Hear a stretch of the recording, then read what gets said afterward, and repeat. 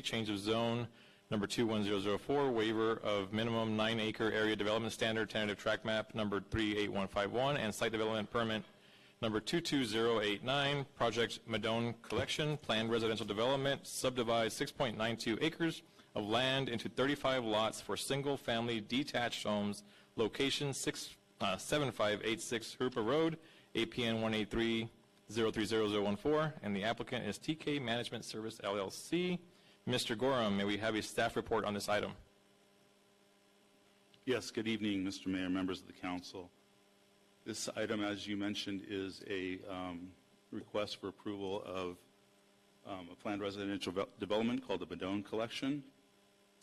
The project site is in the northeast portion of the city at Jurupa Road and Camino Real, more precisely at 7586 Jurupa Road, southwest corner of Jurupa Road and Camino Real, as seen on the map here, which is north of the Camino Real Elementary School, south of Patriot High School, and west of Centennial Park.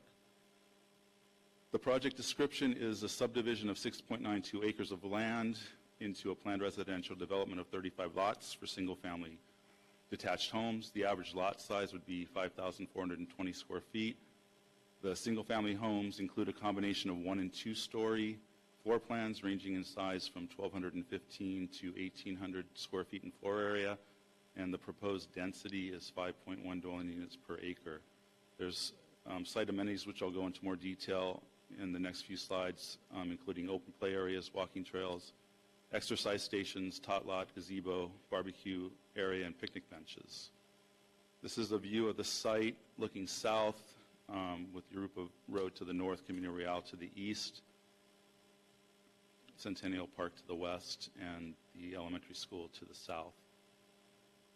This is a view of the site from Jurupa Road.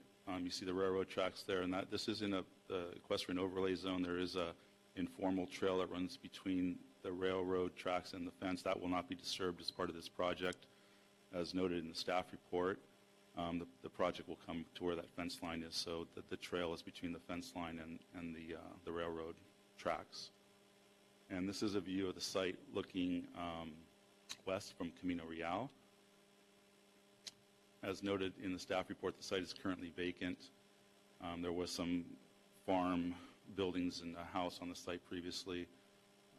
Whatever is left will obviously be demolished as part of this project and won't remain. So there are a number of required entitlements for this project. The first one is a general plan amendment, and this is to change the land use designation from LDR, which is country neighborhood, to MHDR, which is medium high density residential, and this is to allow for the small lot single family subdivision at 5.1 dwelling units per acre, which fits within that medium high density residential general plan designation. In addition, there's a change of zone to change the underlying zoning from A1 light agriculture to the R4 planned development zone, and that's again to accommodate the proposed small lot subdivision so that zoning and general plan are both consistent. The R4 zone does require a 9-acre minimum requirement for development. In this case, there's a procedure to request a waiver of that development standard, so they're requesting a waiver to allow 6.92 acres in project area in lieu of the minimum 9-acre requirement of the R4 zone. A site development permit is required because the project is subject to the traditional neighborhood design standards. So the site development permit is for approval of the 35 single-family homes on the site. And then finally, a tentative tract map is required to subdivide the 6.92 acre site into the 35 single-family detached lots, the common areas, and the private streets. As in your packet, this is the site plan. So the project site is accessed off of Camino Real, which comes into a street that goes from east to west and then branches off into 2 small cul-de-sacs on the site. The 35 residential, the average lot size, as I mentioned, is 5,420 square feet. The minimum lot size for the R4 zone is 3,500 square feet, so it's significantly larger than that minimum. The development, as shown on the site plan, has varying setbacks, front yard setbacks. There are mostly single-story homes on the site plan, which I'll get into a little more on the architecture. as required by the traditional neighborhood design guidelines, only 25% of the homes can be two-story. So what you see here is I believe there's 9 two-story homes, and the rest are single-family. Also pursuant to the neighborhood design standards, traditional neighborhood design standards, the landscape front yards and parkways and front porches are the main streetscape design elements rather than the garages. So as you see on the plan, there's a parkway with landscaping right up to the street, then a 5-foot sidewalk. Parkway will be landscaped with trees and shrubs. The project has varying front yard setbacks. The minimum is 20, but they vary from 20 up to 25 or more. And then you also have the garages where they do face the street in the front entry garages. They're set back from the front of the house, with the porch being the prominent architectural feature of the house, consistent with the traditional neighborhood design guidelines. And then about half of the lots have rear garages that are accessed off a driveway along the side property line, and those rear garages are accessed from that long driveway, and then you would make a turn into the garage, either left or right, not a straight shot. So you don't see the garage doors from the street. They're basically hidden behind the back of the house, as you can see on the number of the lots with those gray sort of garages, driveways that are shown in the back of those lots that do have the rear garages. Each lot will have a private fenced backyard. The interior parkways, as I mentioned, will be landscaped with shade trees and shrubs. There's a 5-foot pedestrian sidewalk, as I mentioned. There's one issue that regarding the rear yard setbacks. The R4 zone requires a 10-foot rear yard setback. The traditional neighborhood design guidelines require a 20-foot setback. Most of the zones in the city for single family do have a 10-foot setback, so there's a conflict with the traditional neighborhood design guidelines. So there's a process for a waiver. The project meets, for the most part, the 20-foot setback. They range anywhere from 10, 11 to 30. The average is about 17. This is a conceptual plan. There can be some replotting with these houses, little adjustments to meet the 20. So with that being said, absent a waiver request at this point, we're recommending a condition that prior to building permit issuance, with those plans come in, they have to demonstrate this 20-foot setback with those adjustments, or they would have to come in and ask for that waiver of that requirement, which would first go to commission and then go to council. So that would be a condition that we would recommend be added, and I can read that in at the end. There are some improvements to Camino Real. As you know, that street has some pinch points there between Jurupa and the bridge. With this project, they will be required, with their dedication, to provide a 77-foot paved roadway section and striping. In addition, there will be an 18-foot wide landscape parkway with sidewalk on the west side of Camino Real, which will be provide access to the school in the neighborhood, which will have that protection with that. I'll show you in a slide in a second that shows the landscape. And the sidewalk won't only be abutting the street as it is now, so there's more separation for safety of children going to school along that route on Camino Real. There'll also be a right turn lane into the project site on southbound Camino Real, in addition to the through lane, and then also a left turn lane on northbound Camino Real into the project site, in addition to the through lane. There are some preliminary studies that the city has done, the city's Public Works Department, about future improvements to the widening of Camino Real. This increased roadway width and striping will help in the future when that capital improvement project does come before the council. There's a lot of issues, and we have Octavio Duran here if you have questions on that, but this would enable that project to move forward. It's sort of like a first step in that process, pending any capital improvement projects that are approved to widen that bridge, and that would coordinate with the widening that's going on between the bridge and Jurupa Road.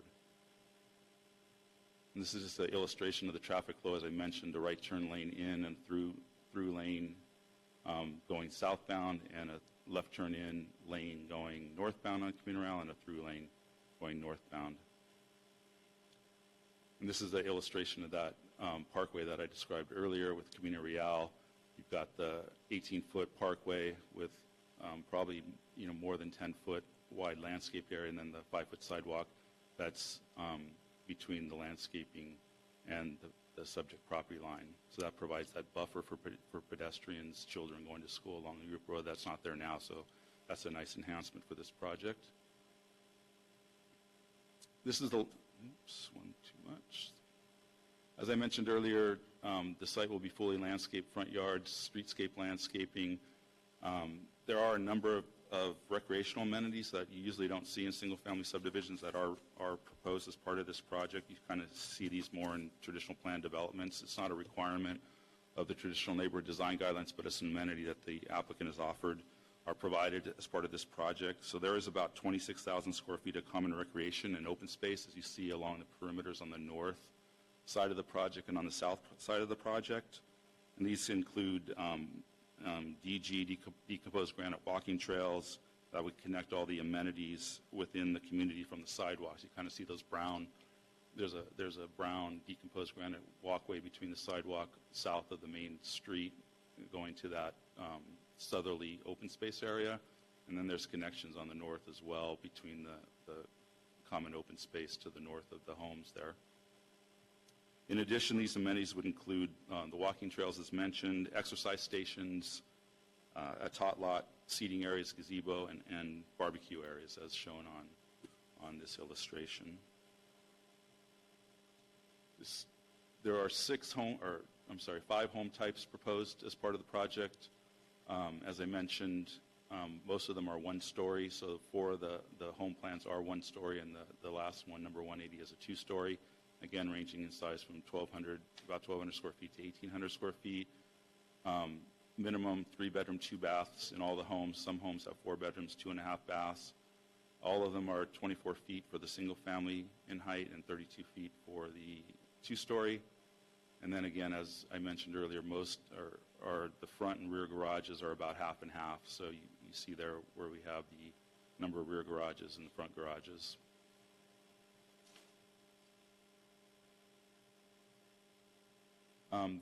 The architecture for the project includes 4 different styles: craftsman, farmhouse, and traditional. And each of the various home plans can be mixed and matched with those styles. So there's a good variety, which breaks up the monotony of everything kind of looking the same. You'll have different colors, different materials on the various elevations that they'll use. Those materials include stucco, shake, shingle, vertical board, batten, wood siding, brick, stone, wood columns, and light earth tone colors. So you can see this is just an example of some of the other elevations with the farmhouse and with the traditional. And again, the prominent front porches, as you can see on these elevations, especially from the side elevation, you see how that front porch extends out in front of the house. So these are 150 to 200 square foot front porches, covered front porches, which are the prominent feature from the front elevation. And then this is the 2-story structure. And again, this is showing the rear garage, as I mentioned, is, you turn into it. It's not, you won't see it from the street. And this is a 3D rendering of a street view from the first cul-de-sac as you pull into the project. So this shows the variation of the housing styles, the articulation of the architecture, how the majority of them are single-story homes. And you see how the rear driveways lead to those rear garages. They do have what's called a Hollywood driveway on some of these, which gives more permeable surface, so it's less impermeable surface, which is good for drainage, things like that, and just provides more greenery and softening of that hardscape for those long driveways. As I mentioned, there's a general plan amendment, so this is an illustration of the existing country neighborhood, which will be proposed to be changed to medium-high density to allow the 8 dwelling units per acre. And then again, the change the zone from light agriculture to the proposed planned development R4 zone to accommodate the 35 single-family detached dwellings. The environmental review for this project is a mitigated negative declaration that was circulated for the 20-day review period back in September. There were no comments received on the MND, and the MND has determined that although the project may have a significant effect on the environment, there's not a significant effect because of the mitigation measures, and those are all outlined in the mitigation monitoring program that's included in the CEQA document in your package. Those are standard mitigations for the most part. So at this point, staff is recommending that the council adopt resolution number 2022-109, which would adopt the mitigated negative declaration and mitigation monitoring and reporting program, approving GPA 21003, approving the waiver to allow for the 6.92 acre area in lieu of the R4 zone minimum 9 acre requirement, approving the site development permit SDP 21115, and approving tentative track map TTM 38151. And I can read that condition into the record now, or I can wait till the end. Whatever your preference, after you have your deliberation. Wait till the deliberation. Okay. And then the second part of that motion would be for the council to conduct a first reading and introduce the ordinance for the zone change CZ 21004. And that concludes my presentation. Happy to answer any questions. The applicant's here as well, if you have questions of them. Thanks. Thank you, Mr. Gorham. Any questions for staff? Yes, sir. So I presume that it's backing up to Kirby Drive, is that correct? Yes. Okay, so I noticed that the connection between Kirby Drive on the slide and your overall site plan, if you can go back to that.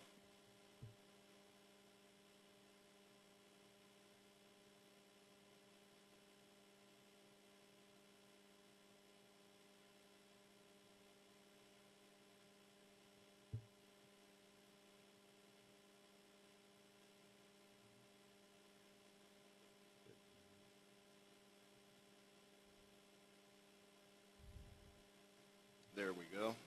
On the far left of the map, where Kirby and A Street connect, is that an emergency access? Yes, that's of an some emergency. sort? Yes. It's not meant for normal. No, it will be gated emergency access only. Okay. Just wanted to check on There'll that. be a knock Now, box there for the fire department for emergency access, and the residents will have access to that operation of that gate as well as for emergencies. the other thing that you don't have on the maps that you have prepared and shown, driving around that Camino Elementary, there's like multiple lanes and multiple signs, and it gets very confusing. How far away is their entrance to where those median, call them the medians for the school are? How much further to the south are they from? Yeah, let me, maybe if I pull up the aerial, you can kind of get a sense.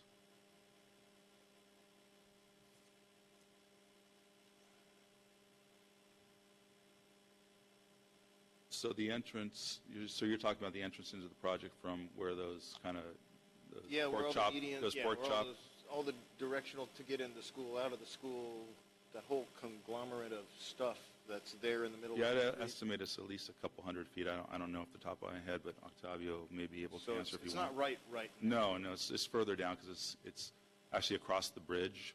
So you got the entrance, then you got the bridge, the drainage channel, then those pork chops that direct the flow into the school for drop-off, pickup, and whatnot are located there. Okay. For the moment, that was all the staff questions I had. Thank you. Thank you. Any other questions for staff? I just wanted to, maybe if you would like to repeat what we had talked about upstairs of the, right now it's congested, but there is a plan to widen? Good evening, Mayor, members of the City Council. Octavio Duran, Assistant City Engineer. Yeah, so just to elaborate a little bit on the Camino Real improvements, future improvements, we do have an unfunded capital improvement project in our 5-year CIP for widening of Camino Real from the existing 2 lanes to 4 lanes in the future.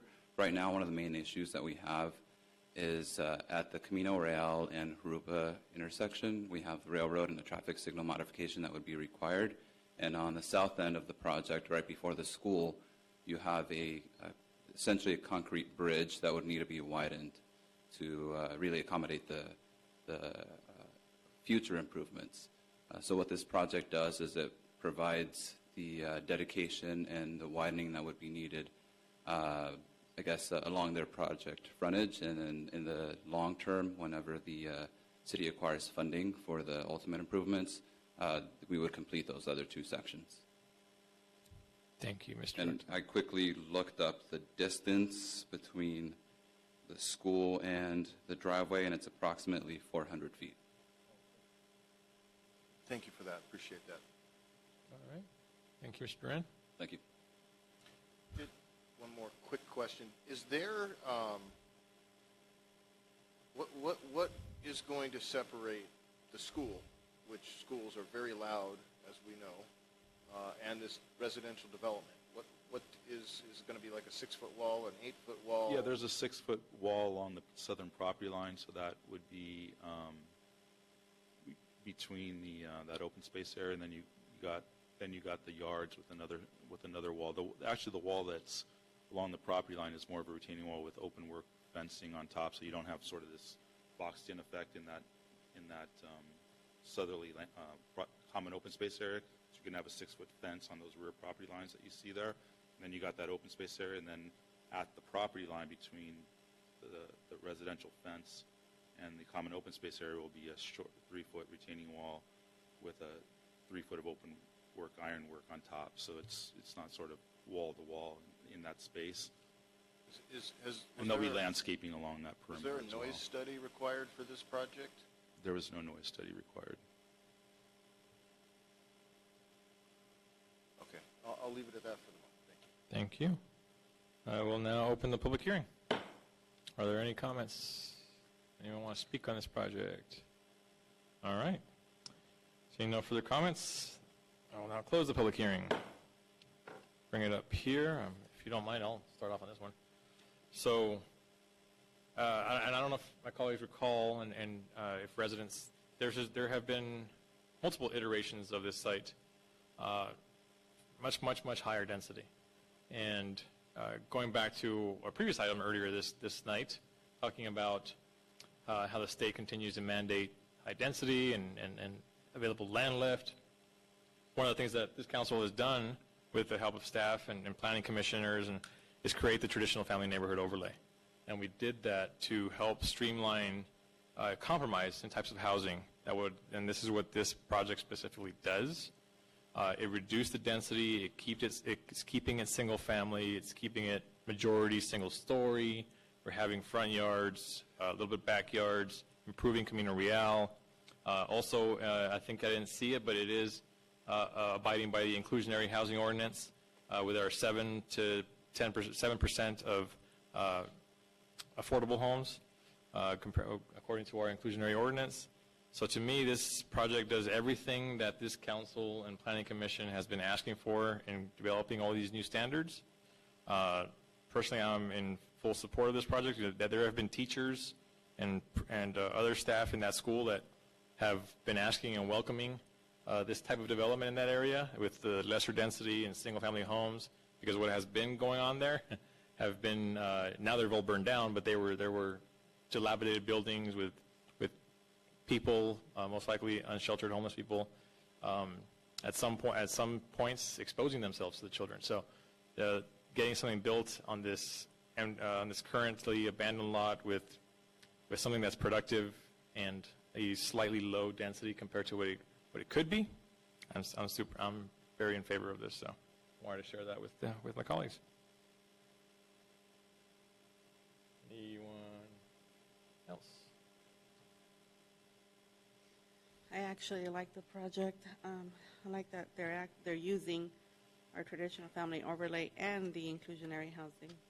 So I'm actually in favor of this project. So this is the kind of project that I'm used to getting, one where they want more houses, not less. My only contention on this is that, typically the south side of the railroad tracks are half-acre lots. The north side is typically much smaller. This is right next to the school. I'm okay with the density in this one, 35 units in this area, but I am concerned with that 6-foot fence on the south side, or 3-foot with the 3-foot wrought iron. I don't like the idea of future complaints, noise complaints, because high-pitched screams that we know the neighbors are going to hear. I hear them, and I don't mind them, but I'm not right next to it. So I would encourage staff to work with the developer to see if they would be amenable to raising that wall by a couple more feet and make it an 8-foot wall. I'm sure that we could put it in the conditions of approval that it's approved, because I don't know if we have to give an approval for over 6 feet, but if that is the case, then I'd like to see that as an option that I'd like, staff to work with the developer on. Aside from that, I think everything else I'm actually pretty good with, so that's it. Good. All right. Staff answered my concerns in the meeting, so I think we're good. All right. And with that, then, I will first want to add that language. Thank you, Mr. Mayor. Let me read that into the record. So staff is recommending an additional condition that will read, prior to building permit issuance, plan shall be submitted to the Community Development Director demonstrating compliance with the 20-foot rear yard setback. If the 20-foot rear yard setback cannot be complied with, the applicant shall request a waiver of setback requirements pursuant to Section 9.240.550.d. Thank you, Mr. Gorham. And to Mr. Bergson's point, do we need to add that also in the condition for the 8? Yes, I think that would be appropriate. Yes, and perhaps I would just suggest that we make it a little stronger than the applicant will work with us. I believe that we should put that the wall and fencing be installed subject to the approval of the Community Development Director. That way we can ensure that what is there is the correct height and material, so we can add some verbiage in there that ensures that. Sounds good. I think we got everything in there for Resolution 2022-109, and I'll look for a motion and a second on that. Motion. Second. All in favor? Aye. Any opposed? Carries 5-0. On to Mr. Thorson. Would you please read the title of ordinance